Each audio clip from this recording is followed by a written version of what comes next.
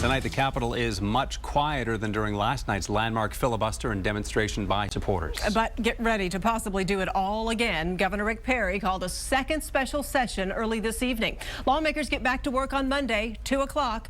This will be another up to 30-day session on paper. But lawmakers could finish early and vote to end before the 30th. Now, the issue is the same as what was left unfinished last night: transportation funding, punishment for 17-year-olds who commit capital crimes, and, of course, abortion regulations, that hot-button issue of the session.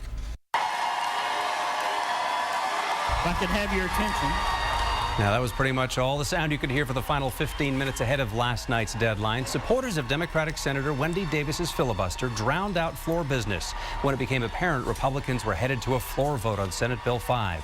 That ultimately led to the vote happening after the midnight deadline. And that whole display was criticized by GOP leaders last night, calling it mob rule. And Governor Perry echoed that in his official call for the second special session, saying in part, "We will not allow the breakdown of decorum and decency to prevent us from doing what the people of the state hired us to do." For her part, Senator Davis said after the announcement she would be a great ally to help on transportation. But on abortion regulation, she said, quote, "If they intend to keep pushing their extreme personal political agenda ahead of the interests of Texas families, I will not back off of my duty to fight on their behalf." So here we go again. Will there be another dramatic showdown like last night? Will other business get completed before abortion regulations are taken up? David Scott at the Capitol tonight with more about the road ahead. Well, Leslie, the governor has set next Monday, July 1st, as the start of the next special session. For some, there's some good news. The leftover bills are basically intact and ready to go.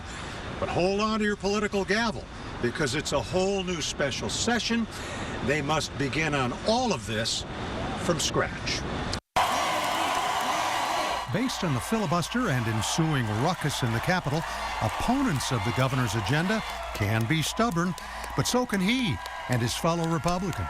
The way it happened last night, I think the governor had to call us back, and he had to call us back quickly. You cannot let mob rule dictate the legislature. Before the gallery disrupted things, Fort Worth Democrat Wendy Davis led a more than 12-hour filibuster opposing new abortion regulations.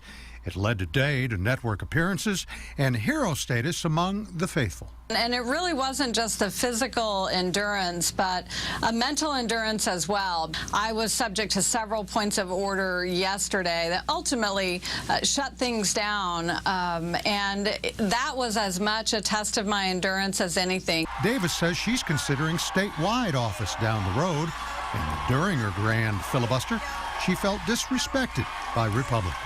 Governor Perry and Lieutenant Governor Dewhurst led the charge in terms of a breakdown in decorum. They have overridden and made a mockery of all of the rules that we run by in this state. Now, round 3. There also remains transportation spending and punishment for 17-year-olds who commit capital crime. But the big enchilada is the abortion regulations. 5 separate bills that must now be built from scratch. So what to expect? We should knock this out in 10 days or 2 weeks. We shouldn't have to be there 30 days. Now, we have to go through all the same steps. So hundreds of people can come to testify again, and people can, if they want to try and slow down the process like they did. And so, you know, I don't know how long we'll be there, but well, who does? Now, if you're a political junkie and you love all this high drama, take heart, because if they don't get all of this done next month, the governor can call as many special sessions as he wants, and lawmakers can only take up the issues he puts before them. At the Capitol, David Scott, KXAN News. Looking further at the numbers, now you're looking at more than about $800,000 to cover the per diem or per day salary of those 181 legislators. Lawmakers' salaries are limited by the state constitution at $7,200 a year, meaning they will not get pay at some point. But there is an option by a senator or representative to forego their salaries at any time, and many have done that during the special session at times. And as David Scott mentioned, the governor may call as many sessions as he feels are needed. The special session is pretty common in our state's history. In fact, close to every legislative year since the 1870s, there's been at least one special session almost every time. Going beyond one session, well, that's a bit rare. Out of 83 legislatures, sessions. This is the 30th time they're coming back more than once. The record, 6 called sessions in 1990, and before that 5 called sessions in 1930. And as we've all been doing all legislative session long, we have more in-depth legislative coverage, not only on air, but on KXAN.com as well. In addition to current issues, a guide to the major legislative players, legislative history, and inside coverage from political reporter Josh Hinkle. And by the way, an interesting note here, Governor Perry will address the National Right to Life Convention when it meets in Dallas tomorrow. He'll be giving the opening speech to that conference.